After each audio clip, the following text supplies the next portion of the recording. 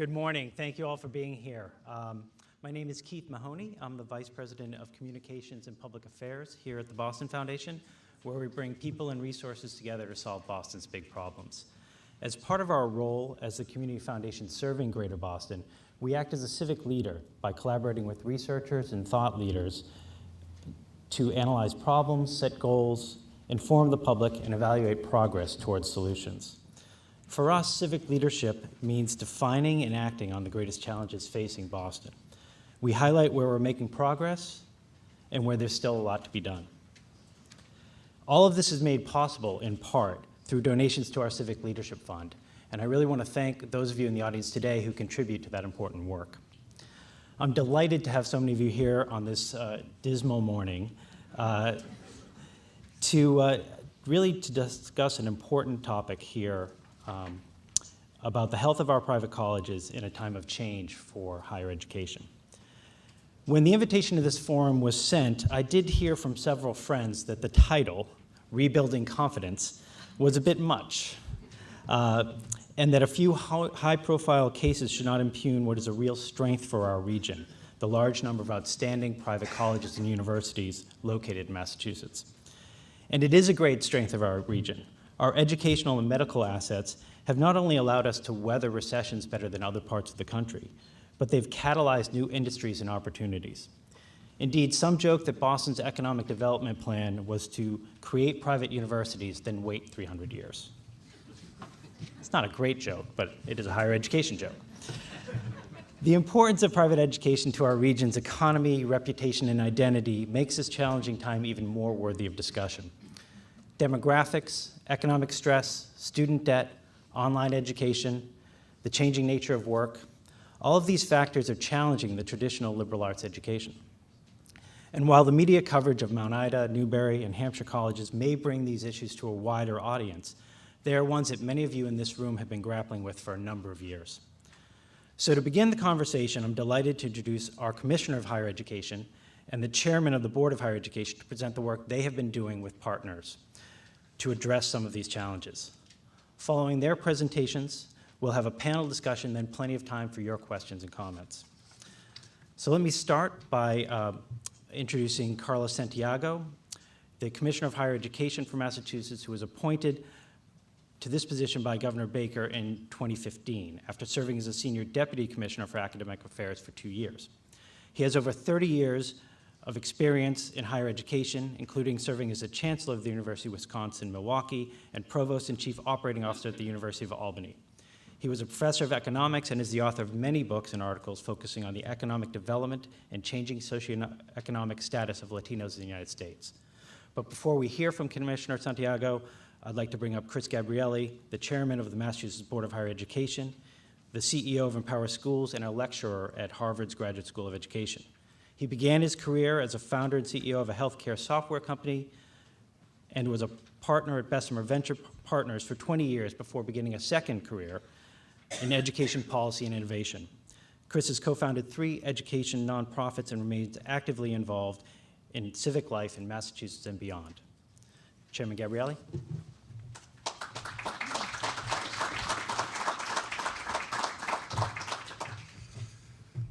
Thanks, Keith, and thanks to the Boston Foundation for organizing this timely public forum.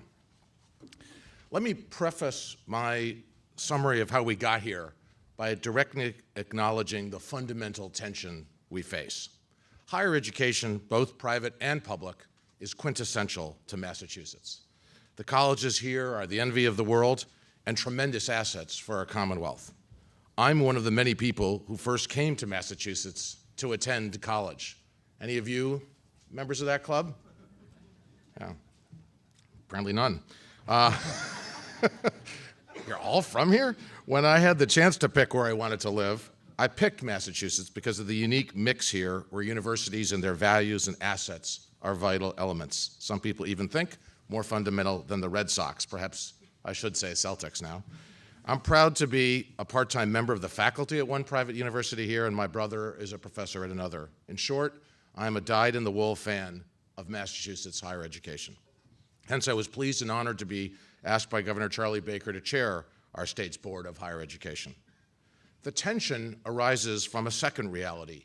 Deep forces of change are rolling through and challenging our nation's and state's higher education system.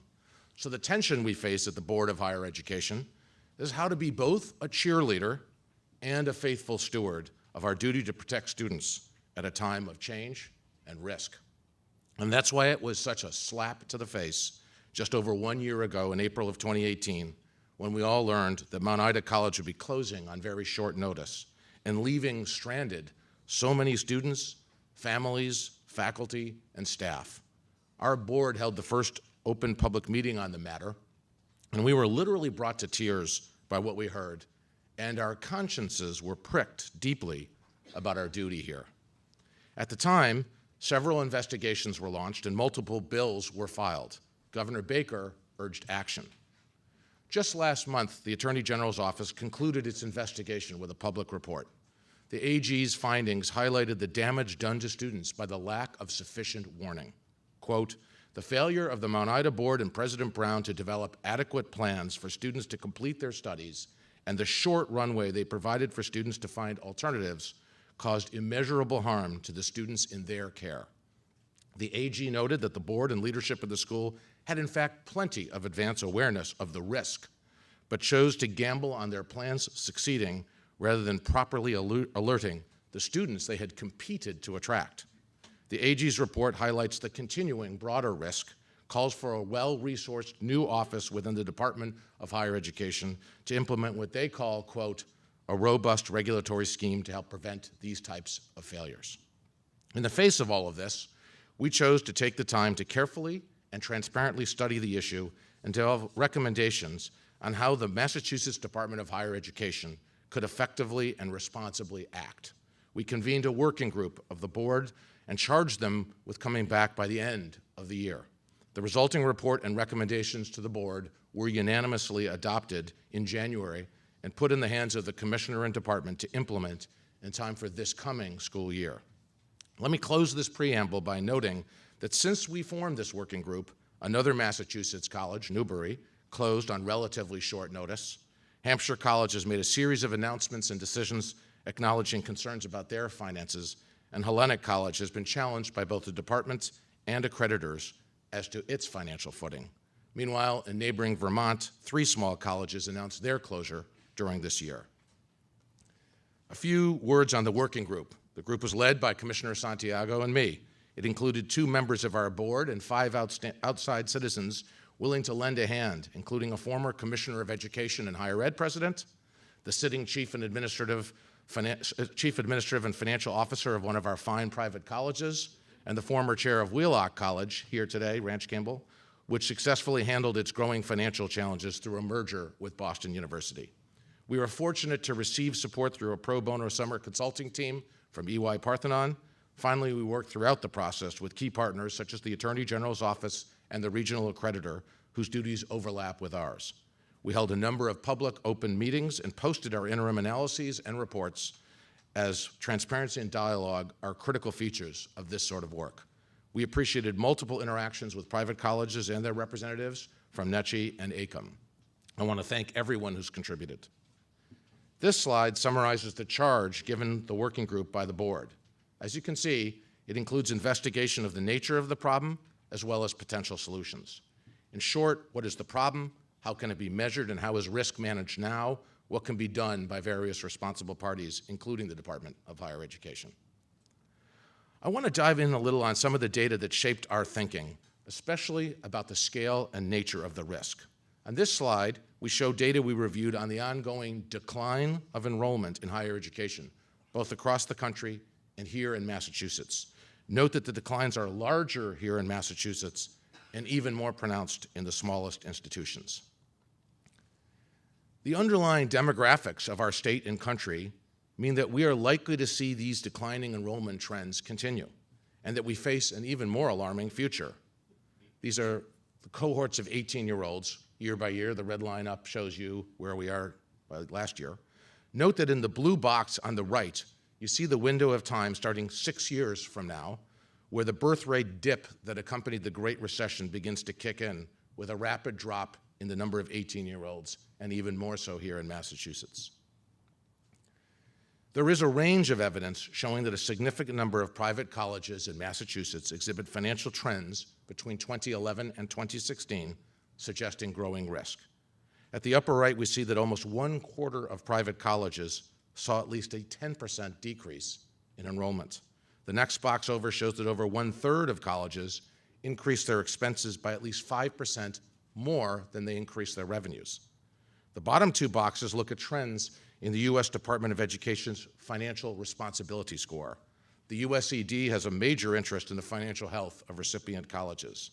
Their composite scores range from -1.0 to +3.0, with a score of 1.5 or above defined by the USED as quote-unquote financially responsible. Looking at these USED scores for Massachusetts schools, note the box on the lower left that shows that nearly 1/3 of our colleges had declines over the 5-year period, and the box on the lower right that about 1 in 7 were below the 1.5 financially responsible threshold as of 2016. This is data from another source of financial ratings of college fiscal health, those done by Forbes magazine, using a composite of factors that lead to an overall score meant to be like a student's GPA for each college.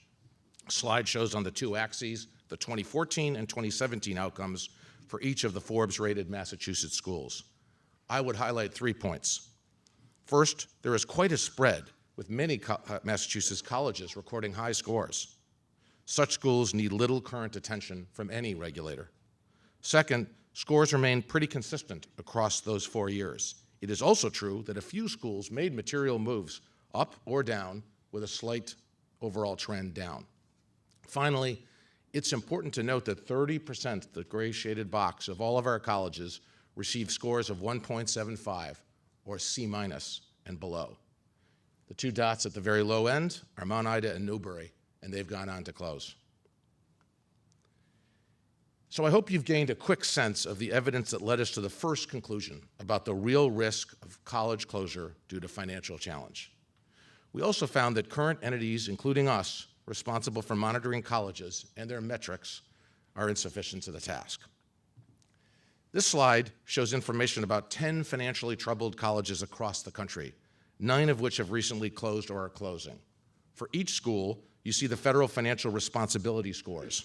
Scores in green are above the 1.5 level, set to denote schools that are financially responsible. Those in yellow between 1.0 and 1.5, they receive added federal monitoring, and those in red are in peril of losing their federal funding. The 2 rows of scores include the 2016 score, which was close to the date of closure, and then one 4 years earlier. Note that in most cases, the scores were green right up to closure, meaning neither the feds nor anyone else relying on such scores could have proactively monitored or intervened. Let me further illustrate by highlighting that on the day Mount Ida announced their imminent and harmful closing, they were fully accredited and eligible for federal financial aid. And as to our state agency, we read about it in the newspaper, as our current regulatory regime only kicks in if and when a college tells us. This graphic lays out our overall proposal for the Department of Higher Education to better take on this challenge. On the left, we illustrate the need for the department to annually screen public financial data on private colleges in Massachusetts to identify the small number of schools whose circumstances may suggest growing and significant risk. The middle section illustrates our recommendation that the department develop new capabilities to actively and confidentially monitor the small number of more at-risk colleges. That monitoring is meant to ensure that the department can properly and independently judge whether any of these colleges is at what the governor's legislative proposal terms, quote, risks which may result in imminent closure. This slide covers the heart of our proposal. First, it lays out the standard to which we feel the department must hold colleges, what we call our Northstar Standard. Whether at each December 1st, a college has sufficient financial capability to complete the current school year and the next one. Why this standard? Because December 1st is approximately the date by which students deserve to know if their school is healthy enough to finish this year and next. If that is not the case, the students and staff need the time and opportunity to consider and seek alternatives. That is the main difference between Newbury and Mount Ida. Both schools went onto the closure path, but at the former, students and staff were informed of the risk in a timely enough manner. That does not mean that no hardship was endured. I want to emphasize that the reason we need such a clear standard is to allow private colleges to pursue their own courses at all times, except if the students and staff are at sufficiently imminent risk. Finally, the working group's recommendations on what to do about schools that cross this North Star line is also on this slide. We focused on two key actions. The simplest and clearest and most important is disclosure. The second one is important though too. Well-done contingency plans detail how students can continue on their studies at multiple other colleges and the other vital actions a college should take to support their students beyond any wind down. Such contingency plans provide pathways and supports for students placed in such a predicament. In closing, I want to make clear that this proposed new North Star requirement is well within and shorter than the official standard of the college field self-policing entity, the accreditation agency. Here in Massachusetts and in New England, the entity is the New England Commission of Higher Education, NECHI, and at the bottom of this slide, you can see its standard number 7, entitled Institutional Resources, includes this benchmark, quote, "The institution demonstrates through verifiable internal and external evidence its financial capacity to graduate its entering class."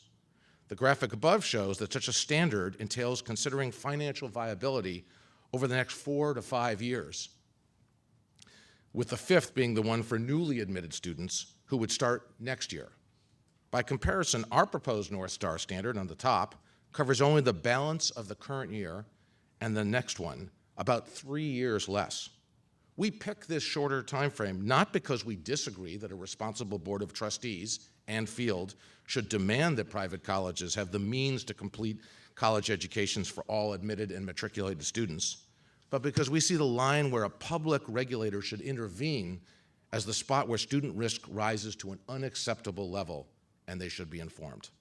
Let me close then by saying that it is our fondest hope that the private higher education field at the level of each institution's board of trustees and of its accreditor, self-policing entity, will meet what we think is a fine and succinct standard stated at the bottom of the slide. If that happens, and we certainly see signs of appropriate change at some colleges and at the relevant accreditor NECHI, then we at the Board and Department of Higher Education may have what we really seek, the right regulatory regime that is rarely or never necessary to be triggered. Now, having given the big picture, the person who has to do the actual work, the one whose introduction spoke to his actually being qualified, my partner, Carlos Santiago. Thank you.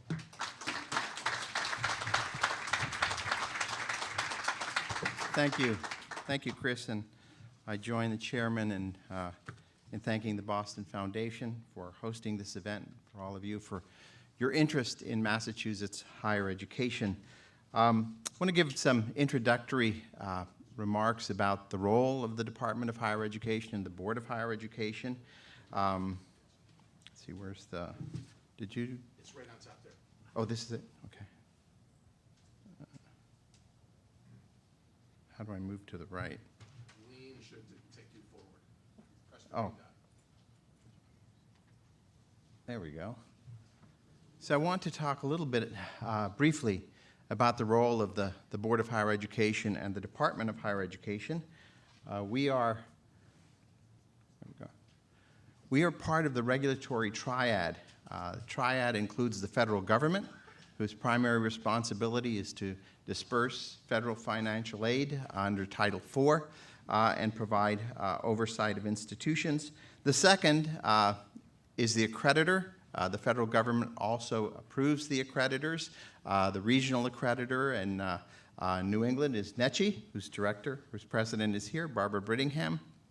And the accreditor really is responsible for the quality of the institutions, and their 9 standards are very important. Our institutions, it is a membership organization, but our institutions are very attuned to the requirements of the accreditor. And the state, in Massachusetts, our role is a bit different from other states, but it does have some similarities. Our role is one to disperse state financial aid. We disperse about $120 million worth of state financial aid. We also grant a degree granting authority, and we revoke degree granting authority. We also, for the independents, we approve their programs, new programs that come on board. Our oversight, though, is majorly on the public side, our 29 public institutions. And it's quite different from the oversight over the privates. We also differentiate those private institutions that were chartered after 1943, which we have greater oversight than the ones that were chartered before 1943. The chairman talked a bit about the increase in the number of closures and potential closures in Massachusetts. And I think it's important to acknowledge that over the past 5 years, we have been involved in 18 closures or mergers. So this work has been ongoing. This work has been done quietly. This work has been done effectively, with one exception, which was Mount Ida. We have the statutory authority to move this forward, and there are clearly differences in how some of these institutions closed and what led them to close. It's interesting, we are now seeing institutions in the surrounding states being impacted. I have on the bottom the pending institutional closures. You might wonder, why does Northern Vermont University fall under our jurisdiction? Well, because Northern Vermont University has a campus in Lawrence, Massachusetts that we had to approve. It is leaving Lawrence, Massachusetts, and we have been working with them on the closure process. Newberry College and Mount Ida were also mentioned, and I do want to acknowledge the work that was done around Newberry College. When we were informed that they were having financial difficulties, we worked very closely with President Chillo on a personal basis. He contacted the staff. He advised us of what was transpiring. We spent a good year working with Newberry College, which is scheduled to close in May, on a closure plan. Closure plans are not immediate. Closure plans are not developed with a standard format. It really requires in-depth conversation about the institution and its students and the pathways for continued student success.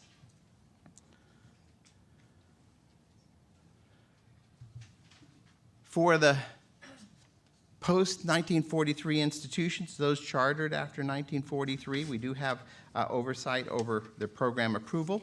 And we disperse, as I had mentioned, 120 million annually, of which a third goes to the independent institutions in Massachusetts and 2/3 goes to the public institutions. Our oversight over the public institutions is wider, more extensive. We are considered a governing board as opposed to a coordinating board. But the difficulties that our independent institutions are experiencing are not unique to those institutions. Our public institutions, not only in Massachusetts but in the surrounding states, are also facing financial difficulties. If you look at the states, particularly Maine, Connecticut, Vermont, those public systems have been consolidated. Maine now calls itself one university. Connecticut took its 12 community colleges, independent community colleges, and created one out of the 12. So there's a lot of change, not only among our independent institutions, but our public institutions as well. So let me describe a bit the process that we follow. And this is the current process that we follow. And then I'll talk a little bit about some of the changes we would like to see moving forward. As the chairman mentioned, our approach has been reactive. When information comes to our attention, we act. Sometimes information doesn't come to our attention until it's too late. In Mount Ida, I was informed that Mount Ida was closing when the question was posed to me at an event at the Capitol, the state Capitol, and a reporter came up to me and said, "Commissioner, what are you going to do about Mount Ida?" And I said, "Why? What should I do about Mount Ida?" And he said, "They're closing." I said, "Are you kidding me?" And our regulatory process began to move. So there are different ways that we find out if an institution is troubled. The most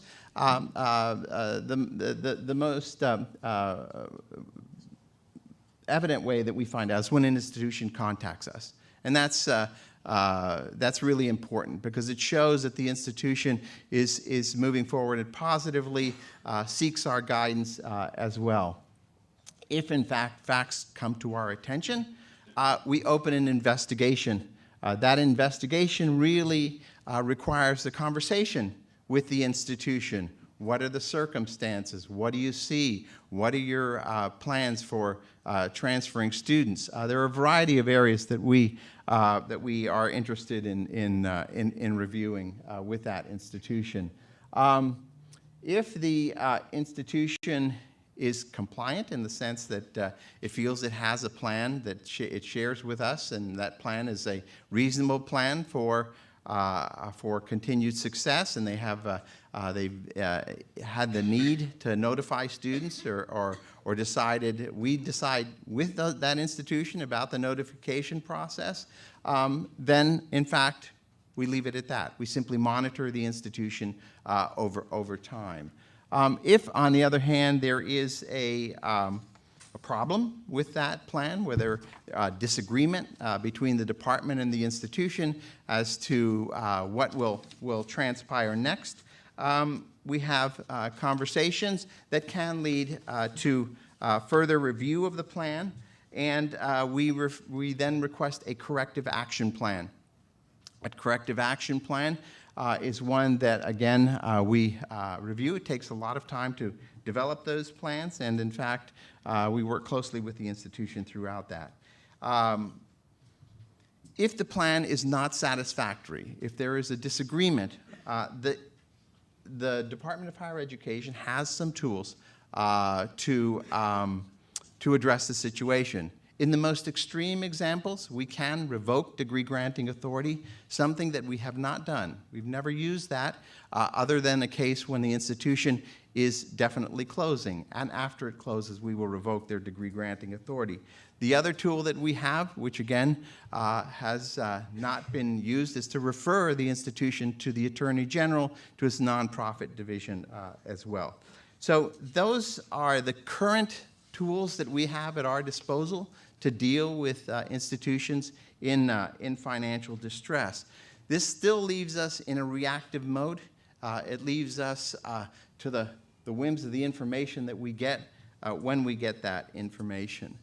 So we have some challenges. One is that our authority extends only to 77 of 89 institutions of higher education. As I said, the pre-1943 institutions are exempt, though they do receive state financial aid. In the governor's bill, it does refer to having all of the institutions of higher education participate in the initial screening process, which, as the chairman described, would begin December 1st. We are reactive up to now. We react. Our standard call for action is when we send an institution a letter that starts with, facts have been brought to our attention. And that's what starts the conversation with the institution. We need to be proactive. We need to take action earlier. We need to ensure that students have the time to build the kinds of transfer pathways and the teach-out plans that are necessary to both protect students and help them continue their academic career. We have seen, and there have been articles that have indicated that students, even after a closure plan, even after they have moved to another institution, are very much impacted negatively by that change. They have to adapt to a new environment. They have to learn the culture at a new institution. They have to create new relationships at that institution. Right now as well, we look at, we have the authority in 610 CMR and the Code of Massachusetts Regulations. We have the authority to review past, present, and future financial stability of institutions. And we do so without, at this point, we have done so without any established agreement on metrics or an established standard of threshold. So we are looking to revise that. Although I caution everyone, I've used the term before, this is not entirely a science. This is as much art as it is a science. We can have the best metrics. We can all agree on the metrics. Yet it is important to note that these institutions that we deal with are different one from the other. They may be similar in size. They're very individual in how they approach the teaching and learning process, and we take that into account. The notice to students and the contingency plans right now are not mandatory, but we do request them. We would like that to be something that we can count on an institution providing us that information. And confidentiality, which we use at this point, we use what's called the deliberative process exemption, really needs to be strengthened because it can be challenged, and in some cases it has been challenged, the information that we provide, and we have been successful in pushing back some of those challenges, but nonetheless we think the statutory exemption would be important. So what do we do in the course of the time that we find out that an institution is in trouble? We begin to work on a contingency plan. We are required by statute to make sure that the records, the student records, are retained somewhere, that some entity will pick up those student records and keep those student records so students can go back and get a history of their previous academic accomplishments. We look at articulation agreements, existing articulation agreements, and see how they can be strengthened.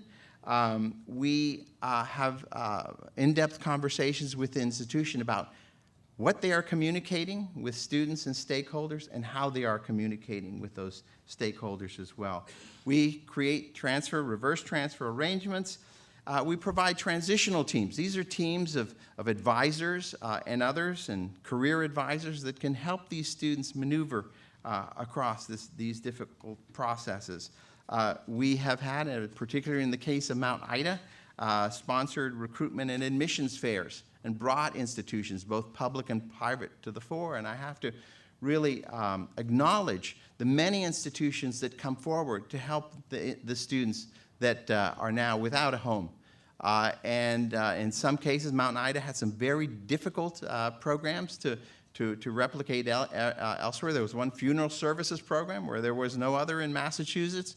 Cape Cod Community College took over that program. We facilitated the creation, the approval of that degree program.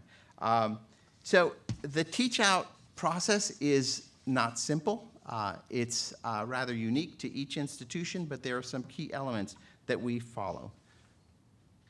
So what are some of the principles? And I need to highlight the fact that this process, in January, what the Board of Higher Education did is they received the report that Chairman talked about, and they said, Commissioner, go about implementing that. That's the role of the department relative to the board. And we have.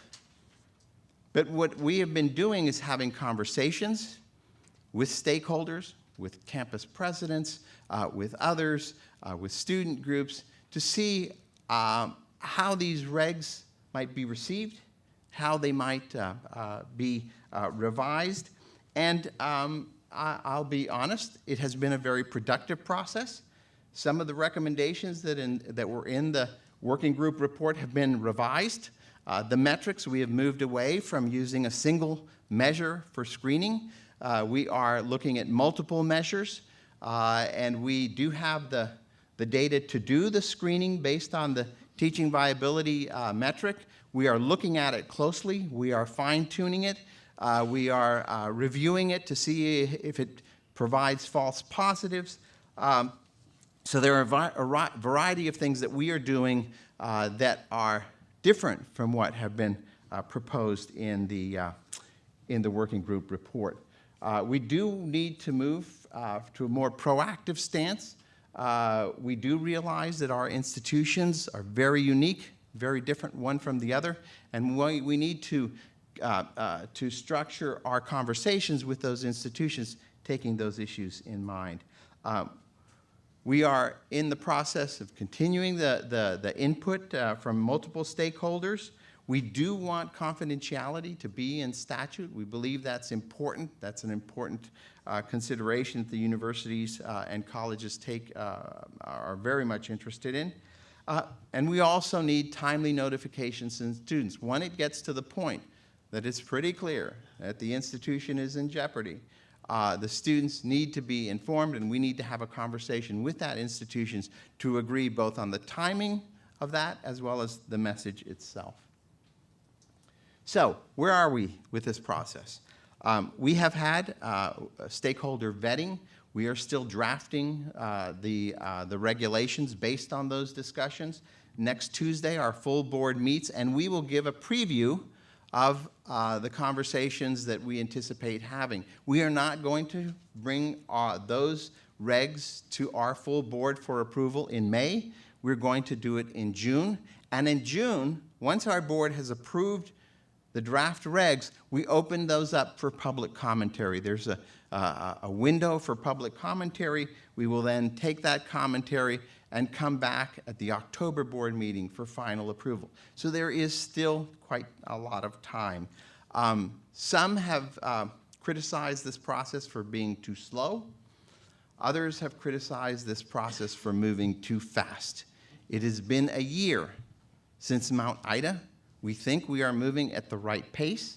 We believe that we are taking into account the issues that have arisen in the conversations with the stakeholders. Our goal is to ensure student protections and to ensure that our institutions get through the difficult times that we see in as best shape they can. We are not interested in closing institutions for any particular reason. We are interested in ensuring that the regulatory process is carried out fairly, that the conversations are robust, that the discussions will lead to appropriate attention to the needs of students as well. Thank you very much.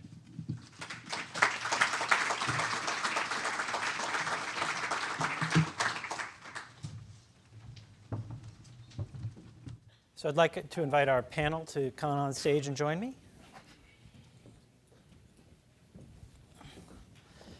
And as I introduce the panel, their fuller biographies are in your material on your seats, and I'll just briefly start to my far right with Representative Jeffrey Roy, who is serving his 4th term in the Massachusetts House, representing the 10th Norfolk District, which consists of the town of Franklin and Medway. Trial lawyer by training and practice, Representative Roy has served his community on the Franklin Town Council, Master Plan Committee, and the School Committee, which he chaired. He is currently the House Chairman of the Joint Committee on Higher Education, which actually has a hearing later this morning. So I greatly appreciate that he took the time to join us this morning and recognize that he will have to leave prior to the close of this proceeding in order to do his job for all of us. Next to him is President Helen Drinan, who is the president of Simmons University and has served in that position since 2008. Before her appointment at Simmons, Drinan had a highly successful career in the private and nonprofit sectors, with stints as Senior Vice President of Human Resources at Caritas Christi Healthcare, President and CEO of the Society of Human Resource Management, and Executive Vice President of Human Resources for Bank Boston. Next to President Drinan is Dr. Harry Dumais, the president of the College of Our Lady of the Elms. Prior to joining Elms College, Dr. Dumais was Senior Vice President for Finance and Chief Financial Officer at St. Anselm College, Chief Financial Officer and Associate Dean for Finance and Information Technology at the Harvard School of Engineering and Applied Sciences, and has also held leadership positions in finance and administration at Boston College and Boston University. Dr. Dumais is a commissioner and treasurer for the New England Commission on Higher Education, NECHI, and a board member of the Association of Independent Colleges and Universities of Massachusetts. And finally, Michael Horn, to my immediate right, serves as the head of strategy for the Entangled Group, an education venture studio, and a senior partner for Entangled Solutions, a strategy consultancy for the education ecosystem.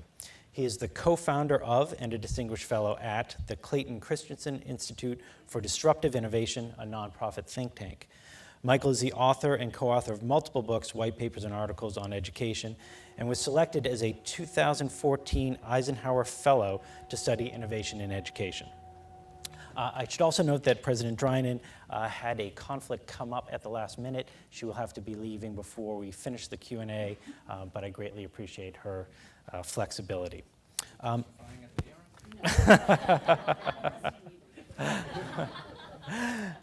So let me start by opening this up with your impressions of what was just presented by the Commissioner and the Chairman, and more broadly, your sense of where we are at this moment in higher education. Let me start with you, Representative Roy. Well, I'll say to begin, what an exciting time to be appointed the chair of the Joint Committee on Higher Education. In the last session, I was the acting chair of Healthcare Finance, and encountered enormous complexities and difficulties in rolling out a comprehensive healthcare reform package, which unfortunately was left on the cutting room floor on the last day of the session.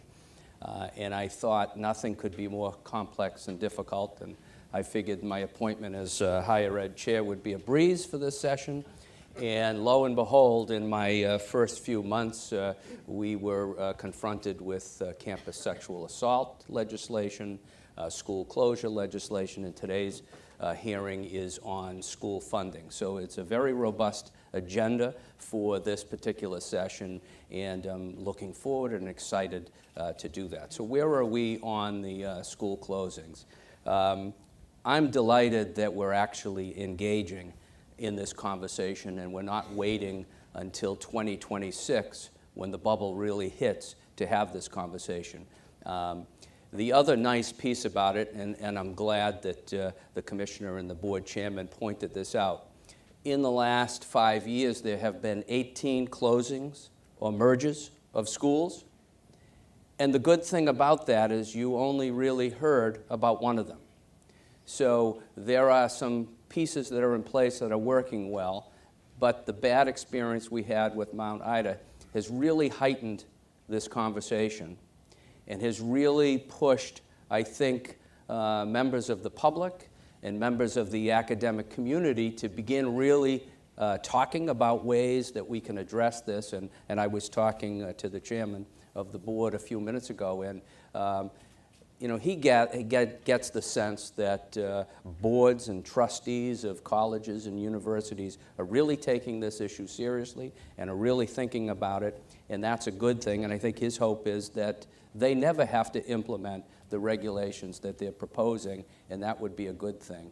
I'm anxious to hear from Michael Horn about some of the work that he's done. I was telling him I was reading a piece that he had written just last night and preparing. We are in for you know, an onslaught of these types of conversations over the next couple of years, and we have to brace ourselves. There has been legislation filed on this particular topic, and if you are truly interested and want to follow up, on May 13th, the Higher Education Committee is going to take up this very topic for a hearing that will probably begin at 10 or 10:30 that particular morning. And we will hear the governor's proposal. We will hear some other proposals that have been presented to us. We want to give the tools to the board and the commissioner to help this particular issue, but we also want to engage the colleges and universities, the accrediting body,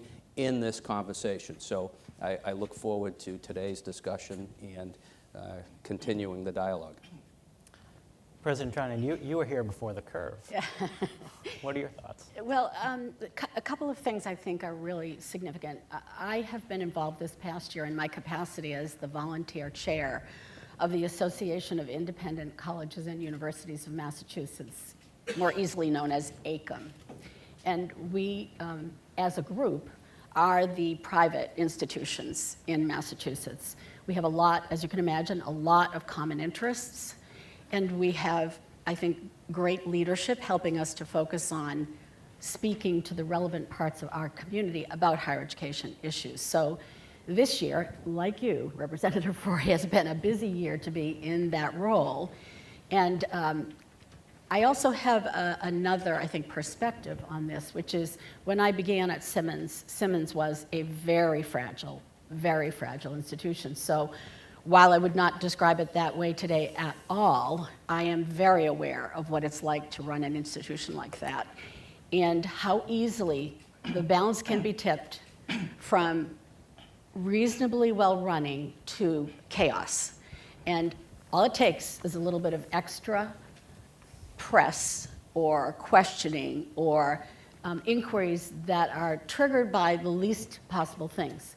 We had that experience at Simmons with members of the press coming on campus and walking up to students who knew relatively nothing about really what was happening with the college, starting to ask them if they thought that the college was going to close, all sorts of questions like this. So I'm describing what I experienced as a highly volatile environment once a college is in difficulty.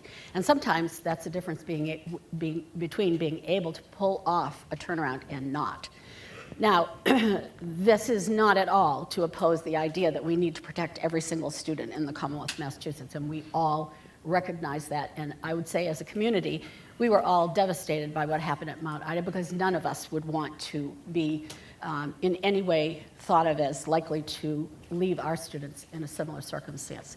But let me say my own thinking has evolved about this as we've gone through these last 6 or 7 months of really intense conversations. And I think our conversations, certainly through AICM and other colleges with the Department of Higher Education and the board, have led me to believe that while the process proposed this morning and going through the process may be necessary for the moment in order to satisfy the Commonwealth's requirements that we have people doing due diligence on what's going on in our environment. It's certainly not ideal that we're using data that's at least 2 years old, that we're focusing on really managing a closure, because essentially by the time you're meeting the kinds of standards we're talking about, you're so far down the path that any kind of realistic recovery is really hard to contemplate. And also that the risk of public involvement is very great. I know the intention is to seek confidentiality in the legislation, but if that's not accomplishable, all is lost in this process, I think. So I would suggest that we stick with what you think you have to do in order to be appropriate as a public institution, but that simultaneously we, and I think AICM is the right agent to represent the colleges and universities, and NECHI, and both of the facilities under the Department of Higher Education and the board, collaborate on a better process that would actually look at full data of each college on a regular basis. So between the three parties, we could truly alert you to then being able to say, this college really has to be monitored. And if we were to do something as substantive as that, I think everyone would benefit from it. And if you intervened at an early enough time to actually bring about a recovery, that would be so much better than just managing a less chaotic closing. I also do feel that metrics are very, very difficult, even in multiple metrics. And I brought an example of what I call my favorite report. And you can't read it, you can't see it, but it's one page. This is Simmons University's finances since 2008. It is not that hard to put together. It has every number you'd ever want to know about a university's operations from a financial point of view. And I don't see why we couldn't have one of these for every one of our institutions. So I think working together, we could come up with an even better solution, assuming this one is good enough for now to satisfy your needs, but not as good as we all deserve. I want to turn this to President Dumais, because as a NECHI commissioner, you're really involved in the accreditation process. Can you, as well as your broader reactions to what was presented, can you talk a little bit about the accreditation process and, are there flaws in that system that need correction that could avoid some of these situations? Thank you for the question. First of all, let me thank the Boston Foundation for organizing this forum and everybody this morning. It's a privilege to lend my various perspectives to the conversation. Your questions are first the state of higher education and also the. Sorry, I think we might just be having a mic problem.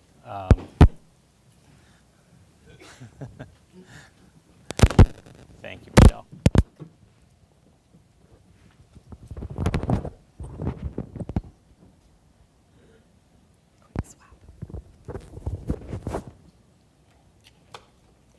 Is this better? Yes.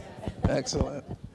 All right. So I was saying thank you to the Boston Foundation for organizing this forum and for everybody for being here.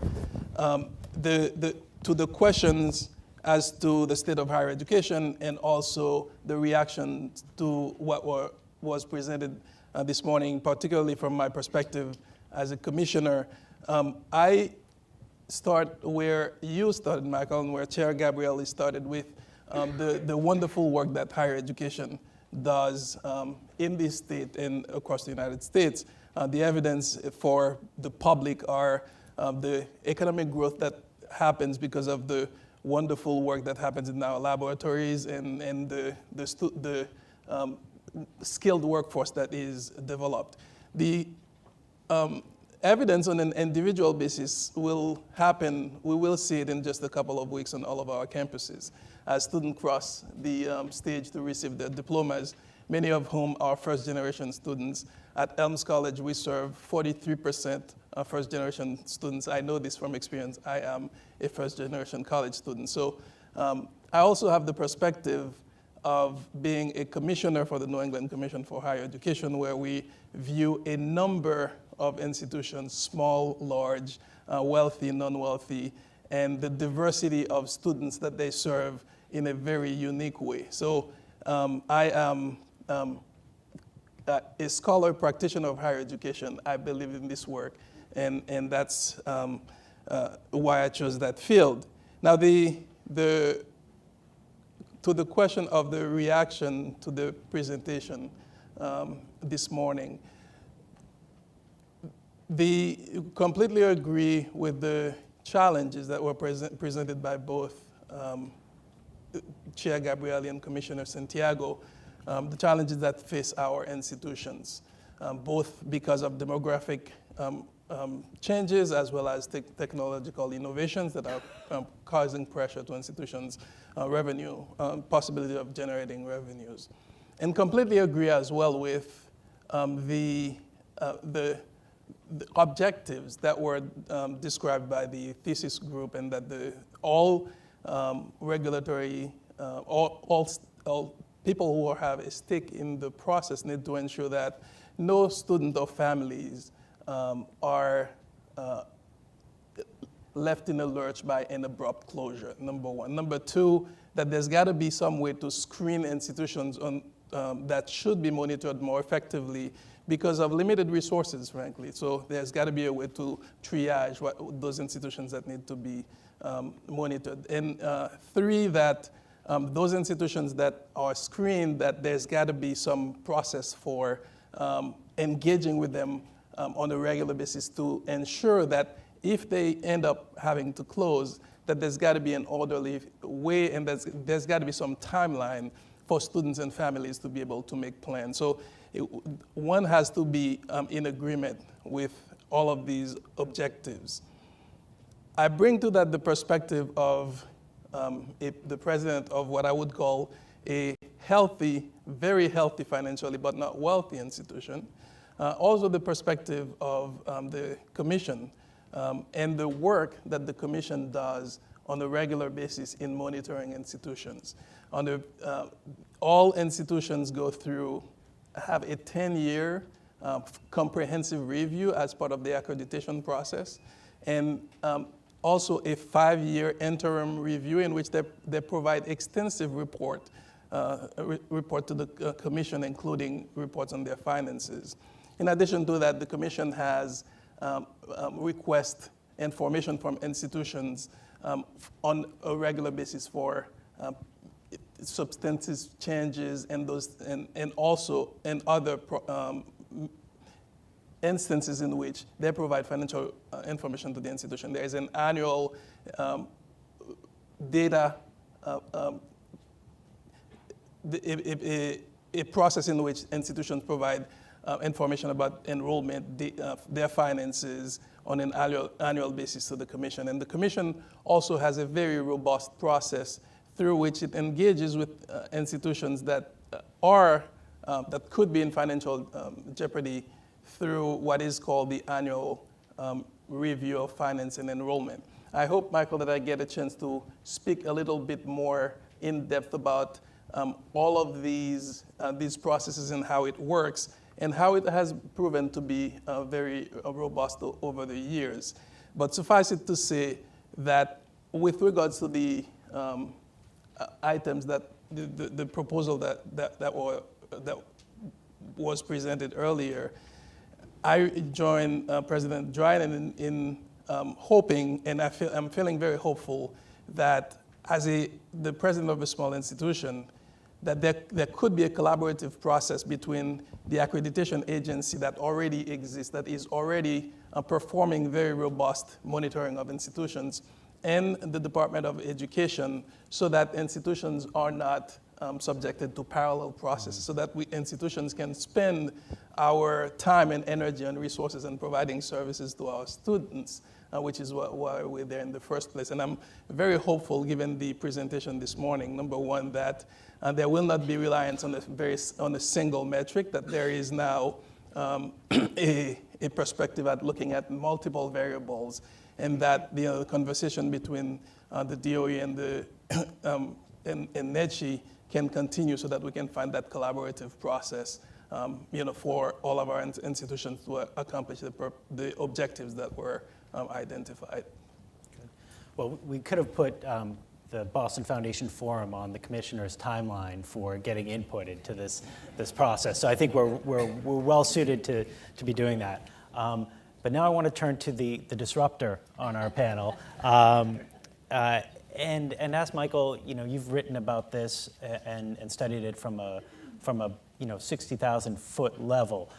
Can you take us out of Massachusetts for a little bit and talk about sort of the trends in higher education more broadly, whether we're unique here in Massachusetts, and some of the real stresses you see on the system going forward? Yeah, so I appreciate the question, appreciate the opportunity to be here with the distinguished panel and the Boston Foundation hosting this important conversation. Massachusetts is both unique and not unique in this conversation. And when I say that, what I mean is that small private colleges around the country are in peril right now. They fundamentally, many of them suffer from broken business models. We're at a time where costs have continued to increase, or if they haven't increased costs, the pressure to do so, to remain frankly competitive and put out a great experience for students, continues to mount. And revenues just simply are not there in the same way that they were post the recession. And we have a demographic cliff coming. Now, Massachusetts is somewhat unique in the sense that it's part of the Northeast, where this is hitting much harder than everywhere in the country except for arguably the Midwest. And so nationally, you're seeing these stresses. Many colleges are closing, merging. The public systems are having some pressures as well. Connecticut and Maine are great examples, but Georgia has consolidated from roughly the low 30s to the mid 20s of public institutions. We're going to see more action like that. Louisiana's in a similar place. But again, the bigger demographic cliffs are occurring in the Midwest and Northeast. And so from 2026 to 2031 in particular, those two regions, it's going to be rough. And just shouldn't gloss over the fact that we're going to get hard hit. And I think Vermont and Massachusetts in the last year have seen this weekly, play out in the pages of the Boston Globe and elsewhere reporting on this fact. So just to dig in that a little bit, is, the demographic pressures, we've seen Boston be able to maintain its population increase actually due to immigration primarily. Does the model that's being offered for private institutions of higher education really address that changing population. And actually, I'll give a plug. We're going to have an extensive report here next week on the changing demographics of Greater Boston. But does the model address the changing demographics and the changing needs of the workforce? And I'll start with you, and then Yeah, I mean, I'll be President curious what Drummond, I think you everyone wanna jump weighs in on this. But so there's a couple forces going on when you say that. First of all, in terms of attracting foreign students, all of American higher ed is in threat right now, given the current conditions in the broader country. We've seen international students decline and immigrants much more challenged to bring them into American higher ed. So this is another headwind that American higher education is facing broadly right now. In terms of the needs of the workforce, that's the other part of this. As you're seeing costs increase, the nature of the workforce is changing, technological change, and technological skill is part of the majority of job requirements moving in. It's more cited, technical skills are more cited in job postings than anything else right now, if you look at the full set of skills that people are requesting. And so the nature of the education that we provide individuals is having to change as well. And so that's challenging the value proposition of a lot of these institutions, because to stand pat and just offer what you've offered might not be good enough in the future. And as I say this, and before President Drinan jumps in, I want to say it's not a challenge to the liberal arts education. I think liberal arts education is incredibly important, but as it's been practiced, it's also not enough. And so to stand pat with what it's been is just not going to get us from here to there. And so that I think that's part of the conversation is, and the governor has been thinking a lot about this with the Commission on Digital Innovation and Lifelong Learning.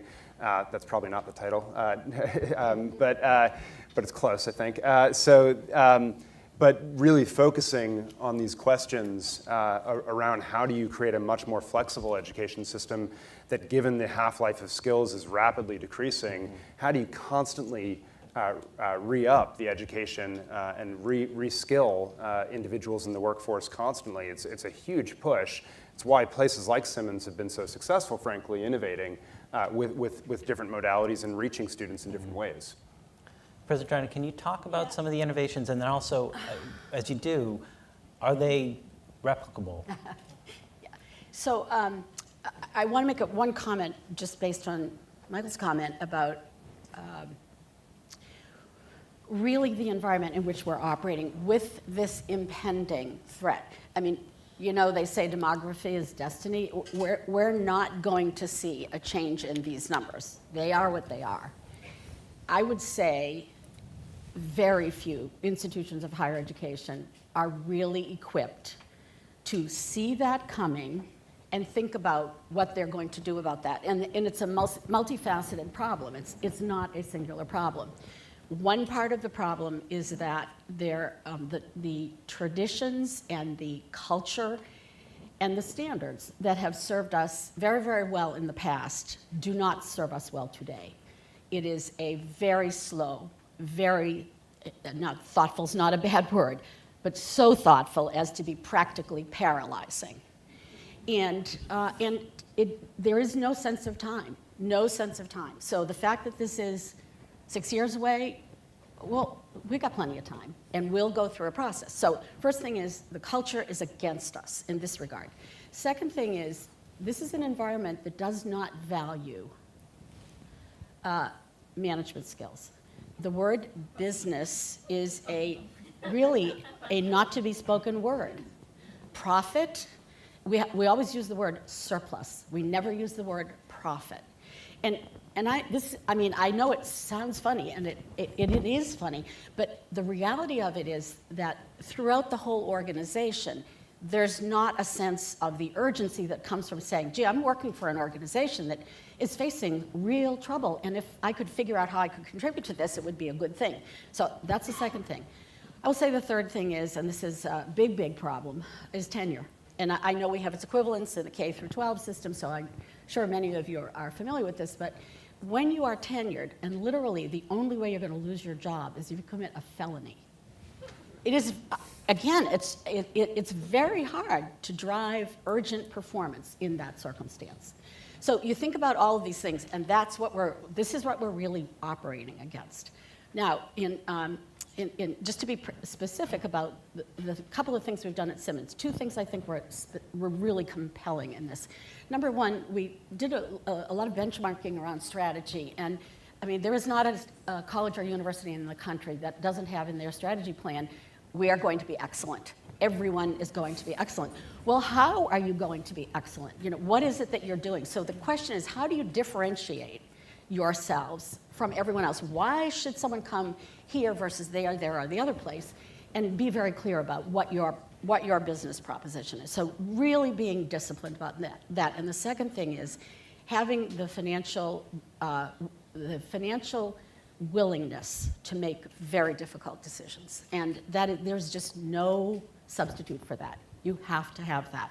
And we are so heavily burdened by years and years and years of never ever eliminating a program, adding programs, but never ever eliminating a program. Things like that become really multiple levels of problems to solve. So when we were really in difficult waters at Simmons. The day I took the job, we could not meet payroll. And whenever I say that, I get sort of this kind of catching my breath. We had to draw on our line of credit to meet payroll. Fortunately, we were able to rate pay it and get on the road. And I won't even tell you all the other things that were the trouble signs. But it was very clear from a strategic point of view, we had to do two things. We had to really make our undergraduate program stand out. And to Buckle's point, we are a traditional liberal arts preparation combined with professional preparation as well. So that's been our heritage, and that we had to really strengthen. And then we had to find a way to grow what we believe to be nationally competitive graduate education programs. We knew they were really, really good, but we couldn't get them out of New England. And the only way we could get them out of New England was online, which at that stage in the game, in 2010, was considered to be a sellout. Essentially, you were replicating University of Phoenix. And from our alumni to our students to our faculty and staff, everyone thought it was a really bad idea until Harvard and MIT announced edX. And then all of a sudden, it was fine. And it was amazing how that changed. It really changed. And immediately, one of our faculties came forward. We went through a real failure internally. And that's another thing. You have to be willing to fail to keep this thing going. And then we came upon a wonderfully lucky moment. And you know, there is luck in life. That does play a role. And we partnered with a firm over our nursing program. Our nursing program on the ground in Boston was 150 students. Our nursing program now, across the United States and every state in the union, is 1,500 students. There is no way we could have done that in Boston because there wouldn't be enough clinical placements to do that in Boston. And the other side is, and I know there's often questions about, well, what's the value to the student of this kind of education? Students will tell us all the time that if they live in remote parts of the Western United States, there's no place to go, and there's no place to get this education. And if they happen to work for a healthcare institution, there's no place that's adding to their resources. So in addition to amplifying their skills, we're adding to the skills of the community in which they operate. That caught fire with our social work faculty, and that then allowed us to try some other things. So we went from 2014 making just under $5 million in online. In this past year, we're just surpassing the $80 million mark. So in 5 years, this has become the largest single revenue source that we have. Now, let me say quickly, and then I'll stop talking because I'm not going to monopolize. This is not a panacea. Online is not a panacea, and it is not necessarily replicable. I believe if we did not already have strong, very well-known graduate professional programs that people had gone through for years and that the faculty understood, we could never have grown the way I just described. It would not have been possible. But here's the other side of that. We, as an educational institution, don't have any particular competencies for running a business that's growing at that rate. It is a huge challenge. Any one of you who's in the business world, if you had a business that started making $5 million and 4 years later was making $80 million, you know that that would take extra attention. So it's not a guarantee, it's not a total solution to the entire problem, but it's basically combining strategy and financial management to look for solutions in an environment where we desperately need solutions. I'll mention one other thing. Undergraduate, we revised our entire curriculum. Most curricula in the United States have been the same since about 1700. And changing them is very, very difficult. You know what they say, the sage on the stage, the person who's basically lecturing to everybody in the room. Duke University tried to change their undergraduate curriculum, spent 7 years doing it, and decided they could not do it. So that's just one example of how hard it is to get change in our world. But it's got to happen. Sure. Please. And then I just want to get to Representative Roy before he has to jump out. Sure, Yeah. just Actually, you right now? If we can finish one question right now, I would. Okay. Do you have another question? Because I do have to hit. Well, let me just get to you before you have to Sure. go. So, you know, I know the House just finished their budget last week. There's been a lot of talk about the priorities around the Chapter 70 funding for K through 12 education, around transportation reforms. Where does this issue rank among your colleagues? Obviously, you are paying attention to this, but are they hearing from constituents? Are they hearing from parents and students? What's your sense of the urgency within the legislature? Well, you know, even these demographic conversations that we're having, when you look at it, it comes down to an equality issue. And we know from years of research that with a bachelor's degree, you're going to do better over the course of your life in being successful in earning money. So we need to provide that opportunity for everyone. I mean, I've gone back and looked historically. We used to require people to pay for a high school education, and over the time we realized that in the early part of the 20th century that providing free high school was probably a good thing because that made people prosperous. I wonder if we're getting to that point in our civilization that you know, we recognize that high school's not enough, that perhaps we should be moving into that at a college level. So that's going to be what we're going to be talking about at 10 o'clock today, is funding for education. And I just paid my last tuition bill for my third child in January 2018. So if I'm smiling brightly, I think you understand. And I remember when I was in college and it passed the $10,000 threshold. I escaped Massachusetts. I went to a little college in Maine to get my education, but I came back to Massachusetts. But we passed that threshold, and I wondered back then, who can afford $10,000 for an education? My last bill that I paid was $69,000 for a year of education. And that's simply not sustainable for many families, and I think it is led to where we are today, that a lot of schools are having to offer discounts on the tuition because they know that kids need this opportunity. So this is a very important issue throughout the legislature. Many members are coming to testify on the Cherish Act. It's the Promise Act at K-12, it's the Cherish Act at college, and I expect to hear from many people about their struggles. So on top of that, you've got student loan debt. And that, you know, that's the other side of the puzzle. You know, we have made these promises to people. If you get this education and you build up these loans, you're going to make so much money, you'll have the ability to pay them back. And I'll share one final story. I work, my law office is out in Franklin. I used to be down the street here on the corner of Boylston and Exeter, but after I got in the legislature, I became a country lawyer. And so I was sitting in my office a couple of weeks ago, and the woman who is the cleaner and empties the trash came into my office, and she could see these pictures of the legislature and a lot of government officials. She says, "Do you have anything to do with the government?" I said, "I do." And she said, "Well, what do you do?" I said, "Well, I'm a state representative, and I happen to be the chairman of the Higher Education Committee." She says, "Well, I went to a college, and I got a business degree, and there were these promises that I was going to graduate and I was going to have a great career, and I accumulated about $90,000 in student loans. and here I am emptying your trash. Is there any relief out there? And to hear that story and to see that repeatedly, absolutely takes me back that we have to do better, and we have to recognize that we need to provide opportunities for everyone, but we can't put them in financial peril.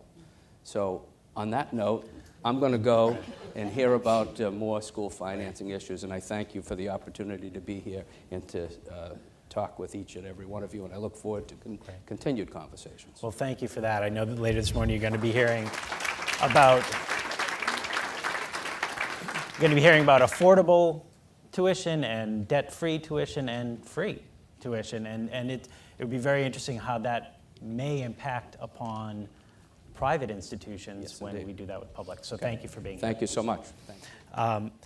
Sorry, President DeMay, I had to cut you off, but please go ahead. I wanted to chime in on that, the point that President Joannin was making about the importance of innovation and adaptation in our institutions to respond to demographic changes. And I think that ties in very well with the last point that the representative was making about affordability, and taking the example of Elms College.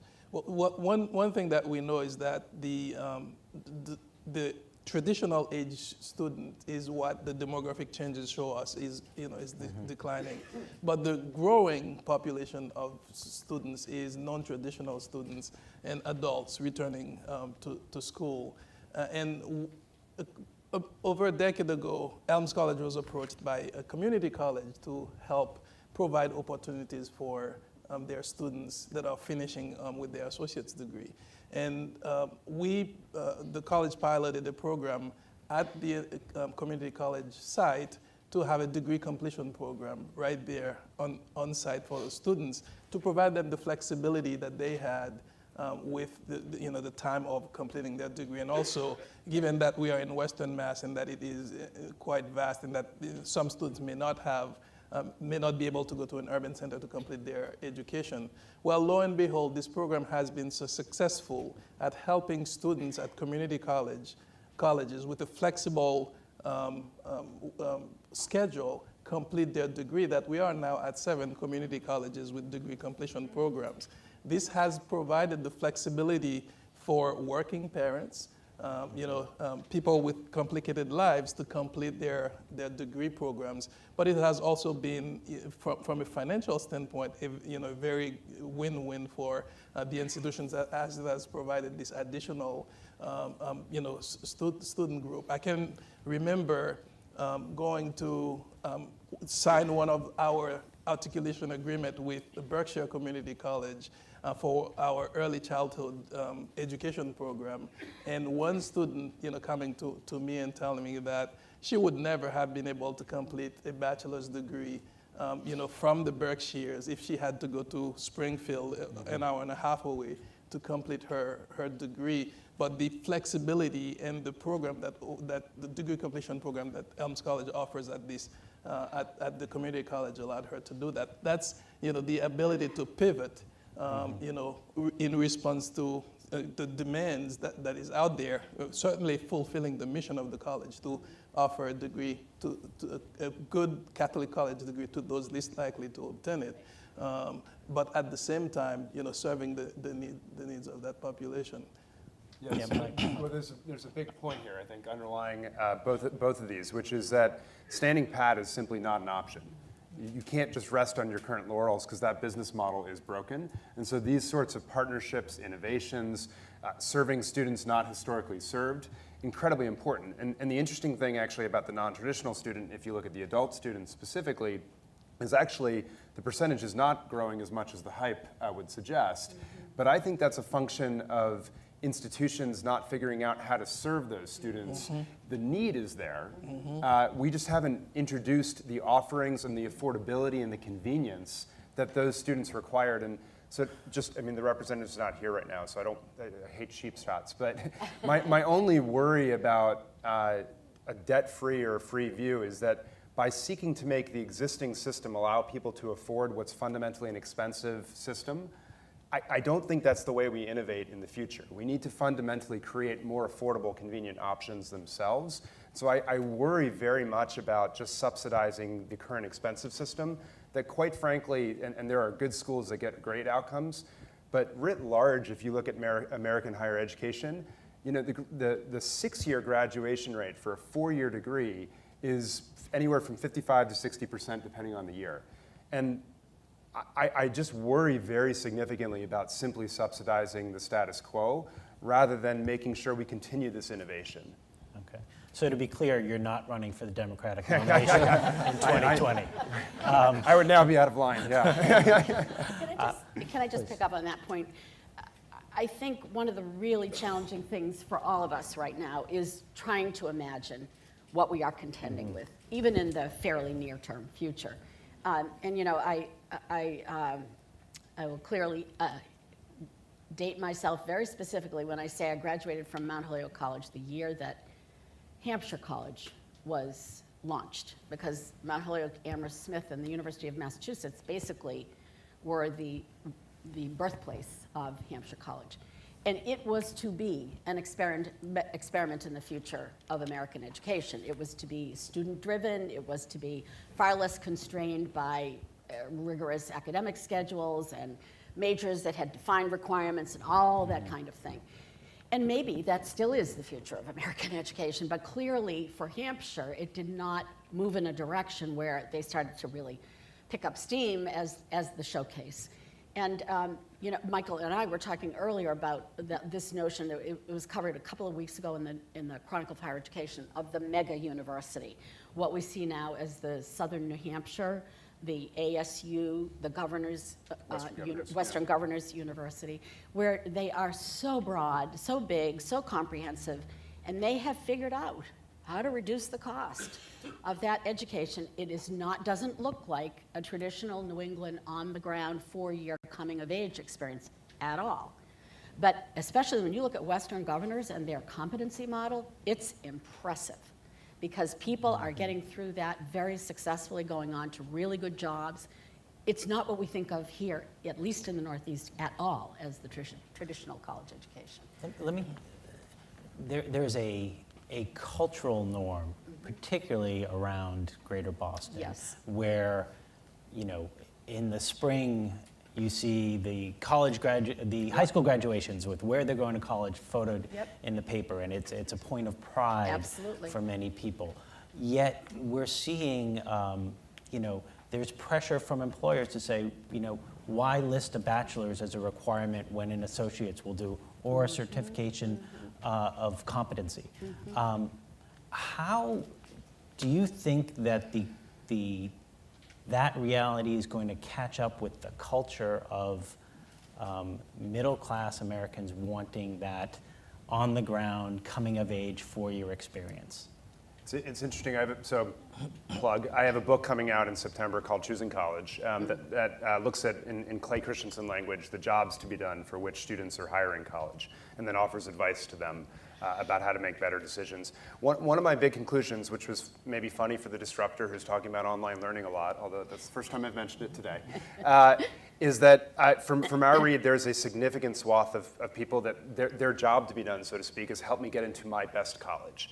And underlying that, they want the classic brick and mortar experience.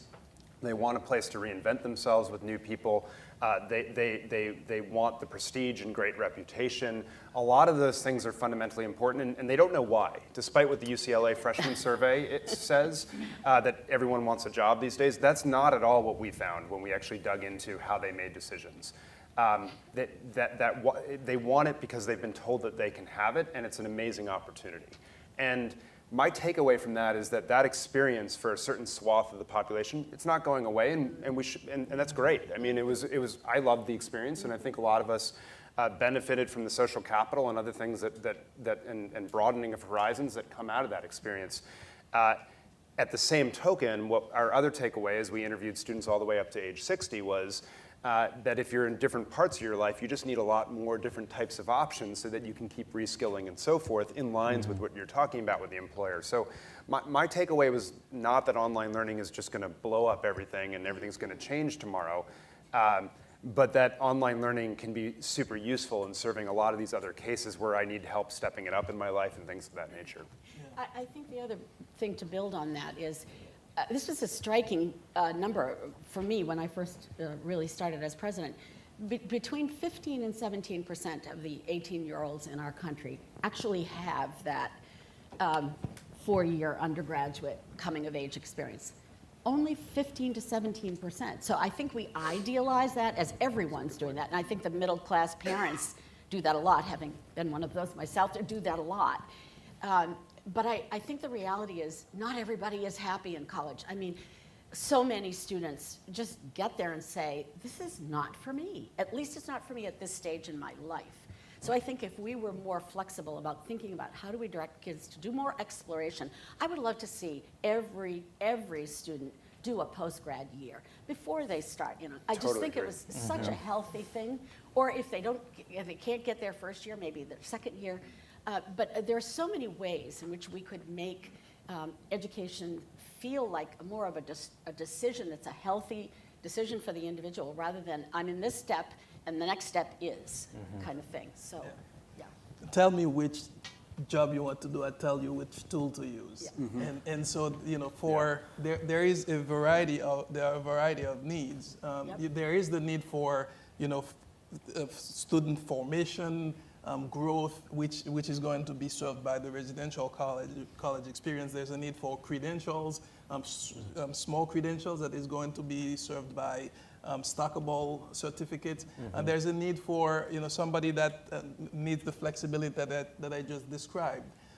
The disruption and innovation shouldn't offer fewer choices. Right. It should offer more choices so that you can serve more students. That's right. And on your campus, how intrusive is that coaching for students, as opposed to here's a variety of options you can pursue in a liberal arts education, as opposed to real career counseling? You know, one of the things that we've found in our work, particularly with community colleges, you know, at the time the word vocational in higher education were anathema, and but it shouldn't be. It should be preparing people, you know, for a well-rounded life and to be productive citizens, but also to have, you know, career and family-sustaining wages. Yeah, our current vision is that we serve a diversity of students in a diversity of formats, and we offer all of them an experience-rich education. So that recognizing the diversity of students whom we serve, even as a small institution, and the diversity of formats in which we serve them to provide all of them this holistic education. Just like Simmons, we are a liberal arts-based institution, but that prepares students for a profession.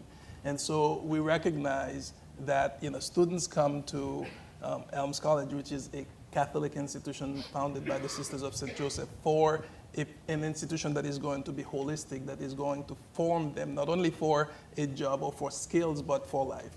And so in the diversity of students whom we serve, not only just the traditional age students, but the students that needs the flexibility because they're a working parent. That's our challenge, and that's what we try to do on a constant basis, to provide all of these students the holistic experience.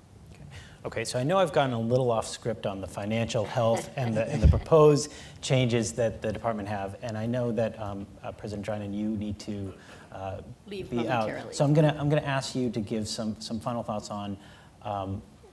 You know, you mentioned that business is not a prerequisite for leadership in private college administration. How can that be changed, and what's the responsibility, do you think, of hiring boards and boards of oversight to make that change happen? Right. So obviously, I think it starts with leadership, and I think that it has never been required as a competency for anyone to be particularly financially astute beyond the CFO's office. That puts a great deal of burden on the CFO, and we all know in higher education that there's this constant tension between the president wants to do this and the CFO tells them whether they can do it or not. And that, I think, is not a healthy arrangement. I think the president needs to be part and parcel of understanding what the limits of the capacity of the institution are, and really aggressively think about how are we spending our funds, so that we may make choices that may not look, somebody may say, well, that seems like a crazy choice, but it was a choice made to enable us to do something that we're currently not doing. I do think that this is culture more than anything else, because it's not that hard. It's not that hard to learn this. Most of the finance we're talking about is not high finance. It's really the basics of financial management. So it's being willing to say, okay, I'm going to really understand, how does this place make money, and what do we do with it? I mean, that's the basic challenge. And so I think it starts with culture, starts with leadership, but it really insists upon saying, if you want to participate in conversations about how we're doing major things, you have to join the conversation in a literate kind of way. I don't see any other way. It's almost like immersion language learning. You've got to be talking with other people that talk that way, and you've got to do it all the time. Well, thank you, You're very and welcome. thank you for being here, Very and welcome. I congratulations enjoyed it. on your Thank you. spectacular career at Thank you. Simmons. Now, this worked out perfectly because now I can invite Chairman Gabrieli and Commissioner Santiago to join us here on the stage, and we're going to start to open this up for questions in a minute. But I want to kind of pick up on this because, President Triad just talked about the CFO in conflict with other parts of the administration. But President DeMay, you are a CFO, and you were part of that operation. Do you think is that skill set, was that important for you as you became president of your college? And is it something that your board was looking for when they hired you? Yeah, I echo what President Dryden said, that it is, it's important for all presidents to be able to understand basic financial management of their institution. 67% of presidents surveyed by the American colleges, the American Council on Education, say that they rank budget and management as the number one priority for them, followed by fundraising and followed by managing their team and managing the board. So those are, financial management and management of the enterprise is our, very important component of the president's job. And so, certainly this, having had a financial background, has helped me a great deal to understand, going into Elms College, the financial position of Elms College, that it is a very healthy institution financially, but that it faces the challenges that other institutions face. And it has, it certainly has helped me in this environment to navigate the challenges that the institution and the sector is facing. So Chairman and Commissioner, you've been listening to this conversation as I probably brought it a little bit off course, but what sort of, in hearing what the presidents had to say about your presentation, others, do you have any reflections on that and on the next steps going forward?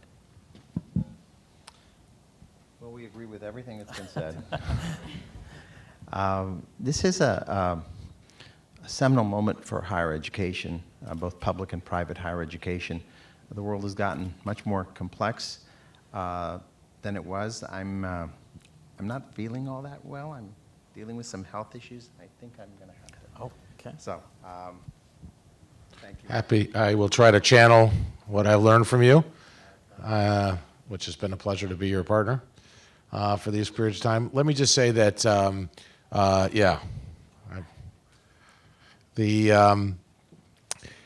it's been encouraging to hear the presidents, and I've had the opportunity to have dialogue with these two particular presidents, but others as well, and with the head of the creditor who's sitting in the second row, and others. I think it's encouraging to hear a kind of even though I'm sure there are tough issues yet to be worked out about the details of how to sort of back check whether there are schools that need to be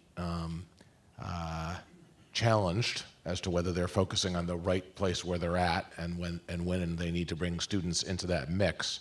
I love that most of the discussion has been about how to take institutions we have with bold leaders like the two we had here and move to agendas that are very much unmet.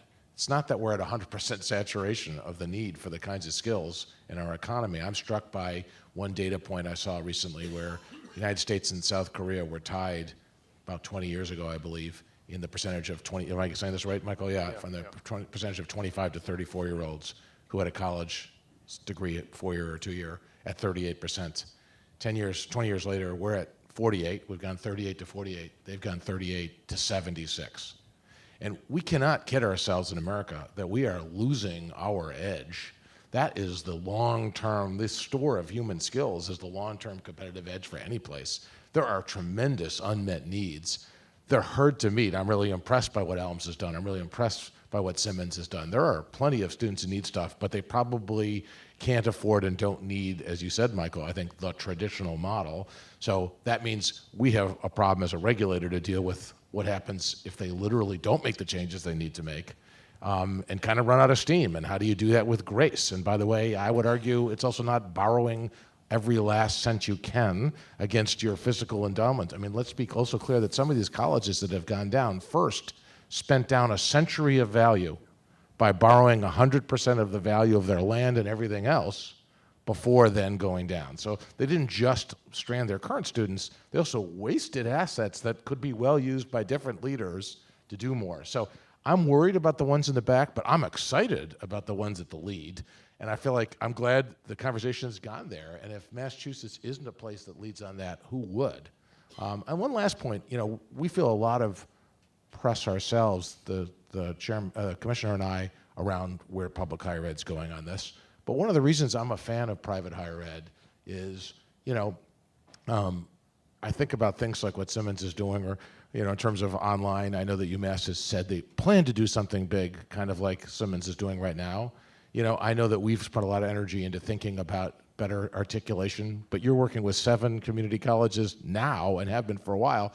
Look, let's be honest, private higher ed has more capacity to innovate faster than inherently often public institutions do. And I love our public institutions to do more and faster, but it is an asset to have a mix in our state of both types. And so I look to, you know, with excitement at what private higher ed can do. And as far as I'm concerned, we should be worried only about whether the educational opportunity and outcomes for students are outstanding, not like Rep. Roy's story about someone who's got a degree but still is stuck cleaning offices. You know, we have to worry about the long-term outcomes. So, but this is really galvanizing. Thank you for getting people on those topics. Well, I hope you all feel galvanized, and I'd like to open it up to questions from the crowd. Please wait for a microphone as we are live streaming this. So I see Jim right there. Is this on? Yeah, thank you. It's been an interesting program. Chris, I was particularly struck with your numbers at the beginning of the program, and I'm on the board of trustees of a small private college. I would suggest that maybe the Board of Higher Education reach out a little more to the trustees who have the ultimate fiduciary responsibility and present what's going on, either online or in person like this, which is what I prefer, generationally and all. But I think the boards have not really been fully informed about what's going on in Massachusetts. I'm glad you said that. I think you've got something to say there, Harry. I just want to say that on my list of things that we listed as our goals, the third one was engage the boards of trustees more deeply. And although we have some recommendations in our thesis working group about that, a lot of the attention is focused, understandably, about any new regulations that would actually focus on schools that are struggling, you know, and need attention. I actually think the most important single thing we need to actually do is engage more with the boards. I believe, Barbara, that's what you've been talking about too, Barbara Brittingham, the president of NETCHI, because I agree with you, Jim, that look, when I first came across this, and when you read the Attorney General's report on Mount Ida, where was the board? So, you know, boards have real roles. Maybe it's because I've spent my life being on boards that I think that, but, you know, boards need to engage on this, and they need to know that management's not always going to be comfortable, maybe not always even focused on these longer term questions, but they are the ones with the duty, literally, right, to not just the students, but to the original mission of the entity. And so, That is really an important point, and I think I'd like to look for ways to do that more voluntarily. And again, that's got to be voluntary. That's up to each place. That's not something we're going to mandate. Some people say we should mandate training. In my opinion, most of these quote-unquote mandatory trainings, don't work out as well. What's important is demand. President Dept. There should be. Between Yeah. the Board of Higher Education and the board. We members. should figure that out together. I'd love to figure that out with Netchie Acom and those interested. So let me add a couple of things from Netchie's perspective. Since in the aftermath of Mount Ida, the commission has been thinking a lot about how to enhance processes, and that's one of the particular points. And Chris mentioned that the president of the commission, who's here, and members of the commission have been thinking about a lot. At the latest retreat of the Board of Trustees, we spent a day thinking about how boards should be engaged in the accreditation process.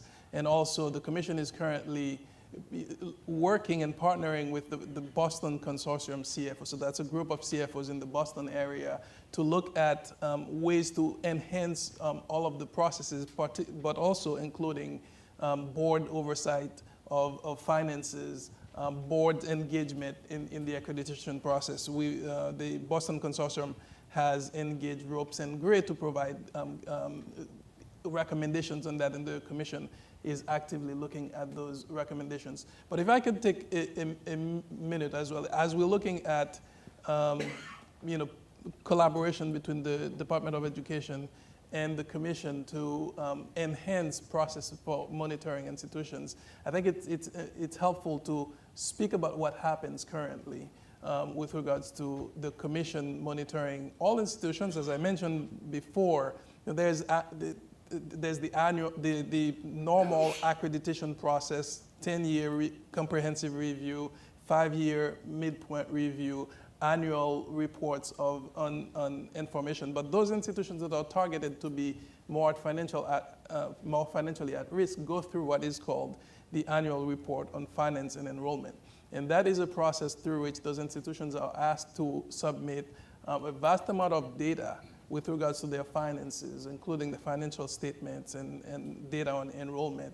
That and about 10 to 14 institutions not just in Massachusetts, but in New England, have taken part in this process in recent years. And this has been in place for the past 25 years. The information that they provide is reviewed by a group of very senior and experienced CFOs from the New England area who review this information very thoroughly and make a recommendation to the commission, which the commission reviews at the March meeting. This information, and the commission includes current CFOs of institutions. The BU CFO is currently a member of the commission. The CFO for Mass, I'm blanking, and also includes some certified public accountants as public members, as well as partners in law firms that review that, in addition to other academics around New England, who are part of the commission, who review this information and the recommendation that is made by the group of CFO to determine what action to take with regards to the institution. So the commission has two current actions for an institution that is deemed to be in financial jeopardy. One is a private notice, which is a notice of concern that the commission issues to the leadership of the institution, and I believe a copy of that letter goes to the chair of the board as well, so in terms of board engagement. But also, recently, the commission has added one new action, which is a public notice, so that the public could be alerted if the commission deems that the public needs to be alerted about the institution financial status.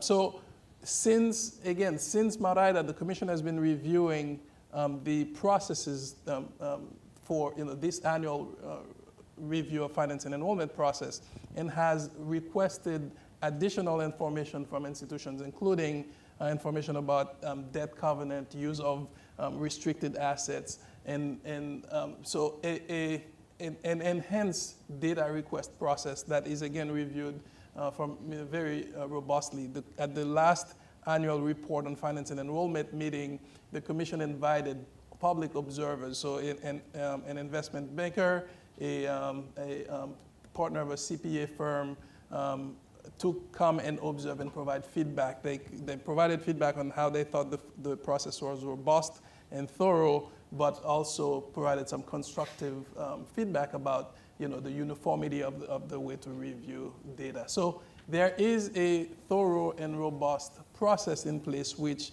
the Commission is looking forward to partner with the Department of Education and to enhance even, particularly with regards to the way to screen institutions, which we both, I think everybody agrees, having a mechanism that looks at multiple variables that gives everybody comfort, that institutions that are screened with data that is up to date and that provides some objective measures of determining which institutions to pay attention to is in everybody's best interest.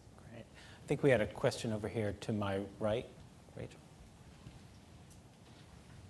Having served as a college president and chair of NICU way back when, I am altogether too familiar with different agencies asking for data to serve their needs, but the individual institutions end up data for A, data for B, data for C. And it seems to me in this discussion there's a wonderful opportunity for prior discussion so institutions only have to provide one set of data.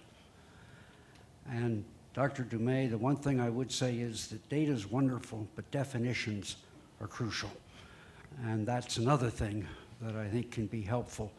If we're working with the same definitions and the same data, it's safe work for everybody.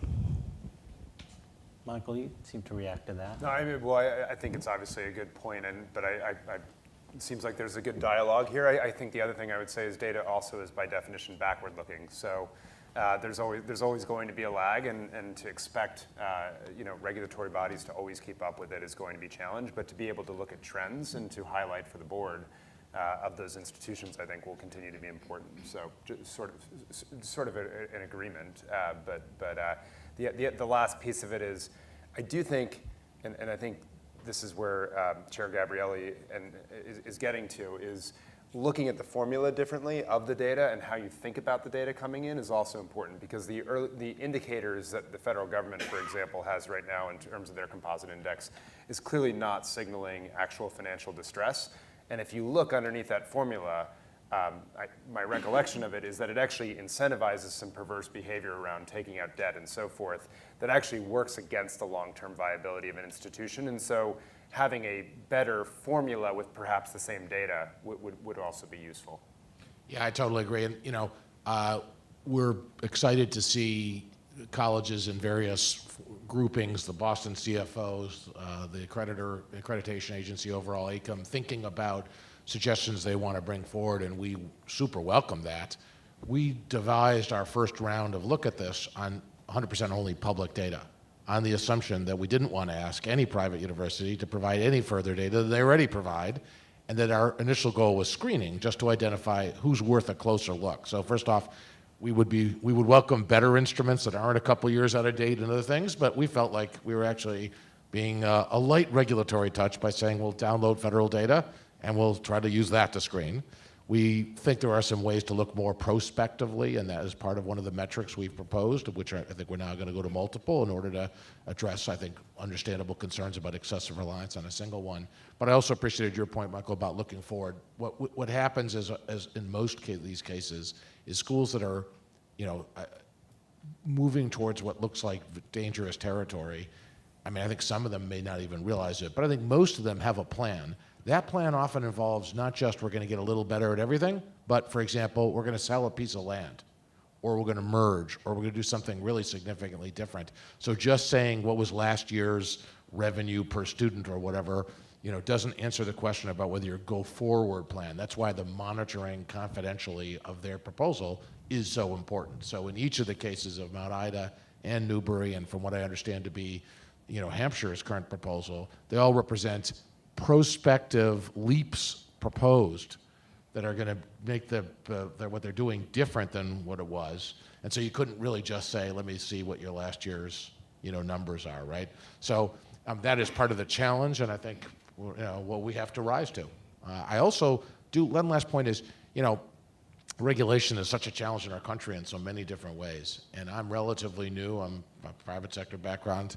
Don't start off loving the idea of regulation, even though I'm a Democrat, serve in a Republican administration, right? And I think the question of how you work with the field itself and its self-policing efforts, how you're nimble about it, how you don't become clumsy and heavy-handed, but in fact productive and participatory with folks is part of the opportunity and need. And again, for this particular industry, and I'm calling it an industry is an insult to the field, I realize, but I'll channel Helen Dryden and say it's okay to think about it as that too, is so important to Massachusetts that we need to get this right.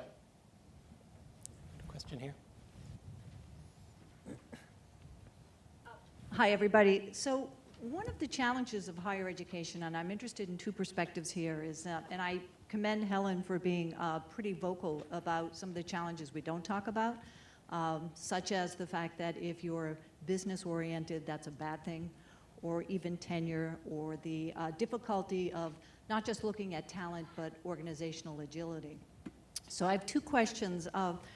One, this is an interesting debate, but I also feel that there's so much intentional effort in making it more complicated than it needs to be. I've been a CFO and a COO within academic institutions for about 33 years, and just listening to this conversation, I wrote down 8 metrics that I think could be used to pretty much tell an organization whether or not they are in a position to weather the storms. And I'm just going to go through them very quickly. One is tuition dependency level. The second is the rate of change in key revenue drivers. I think people don't look at that, and I'd suggest that everybody look at this over a 5-year period. The third is operating margin. You want to look at that both before and after your debt, as well as your depreciation, which will give you a good sense of how much loans you've taken out. The fourth is the rate of change in expenses. The fifth is the rate of change in salary and benefits, often our most expensive expense line. The sixth is average student indebtedness in relation to tuition and fees. The seventh is your applicants, your accept rate, and your yield. And the eighth is your institutional aid, broken down by tuition discounting, which has really changed significantly since 2008, as well as what you're drawing from the endowment to offset tuition. So I think if you were to look at this, and I would argue for any CFOs in the room, over a 5-year period with boards, you'd get a pretty good indication of what your challenges are. And I don't think it's that complicated. So with all due respect to accreditation, because I've gone through it, I think it becomes more complicated to see these pretty straightforward data points. And I'm not saying it's simplistic. I'm just saying it's a good starting point for the conversation. But the other thing that I find interesting that wasn't brought up is since 2008, we have been in a period of prolonged low interest rates.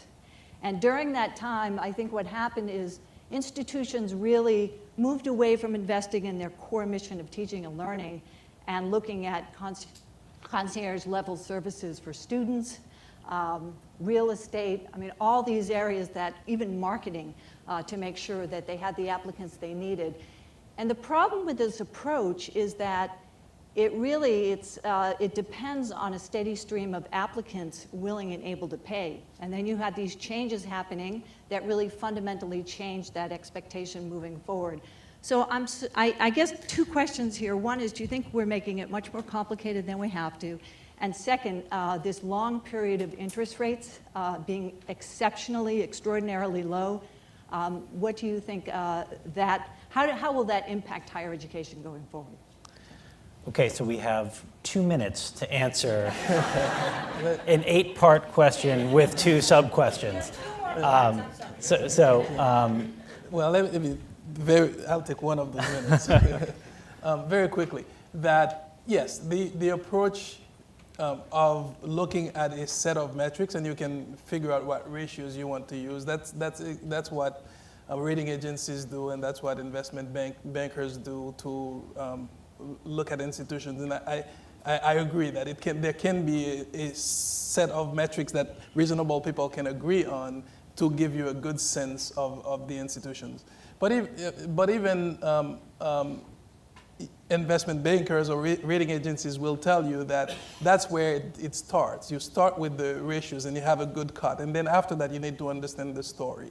And I think that's what accreditation does well, because there is, in financial viability is only one of the standards.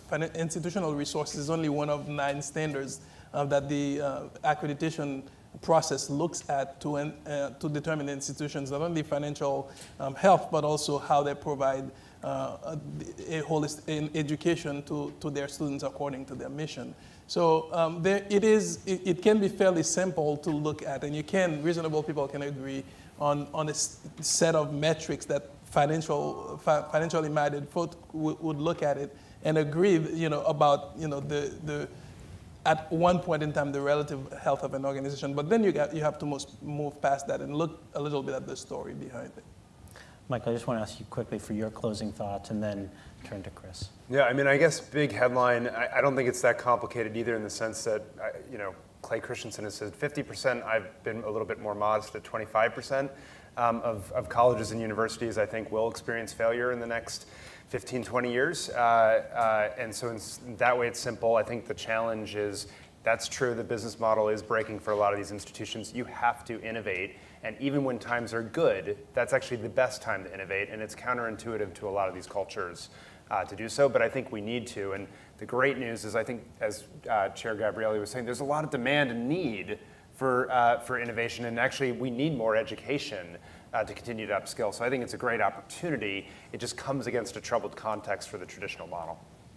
And Chris, as you conclude, how do people stay engaged in this process? Yeah, I want to thank you for hosting this. It's wonderful to see how many people, just from the questions, bring great expertise. I think as a public representative, we want to incorporate that expertise. There's some people here who, like Bob Giannino and Matt Hills, and I think Alex Cortez was here earlier, who served Ranch Kimball on that advisory group. I really appreciate how the community has stepped up. Parthenon representatives are here. There are others who've really made a difference, I think, in our ability to get here. And I think, as the commissioner laid it out, Keith, I think from here, for the narrow question, but important, how are we going to do our job as a state regulator well, but not destructively? The commissioner's timeline is going to be really important. So at the June meeting, we will roll out publicly. Before then, we'll be sharing with appropriate institutions and partners are these draft regulations. The details will matter. We're looking forward to engaging with them. I think it's really healthy to have that engagement and not be unilateral. And I feel like some changes have been made that Harry acknowledged, and I appreciate that. President Dumais, if you will. And so I encourage everyone here to stay engaged. And whether it's Jimmy Siegel's point that if you're a board of trustee member or a member of a college, I think it's important not just to be a cheerleader, as much as that's a role, but also to be a critical friend. Do we have a plan at this college to thrive, not just survive? As President Drinan laid out, I think helpfully, frankly, most colleges are not really engineered to be places that can move quickly and change fast to the times. They're more engineered to be preservers of a wonderful heritage that we all want preserved, but not in a way that pushes it off the end of the whatever you get pushed off the end of, I guess, to fall into something bad. So on that really cheerful note, thank you very much for hosting this. This has really been helpful for us. If you could all join me in thanking this panel. And thank you all for being here. Have a great day.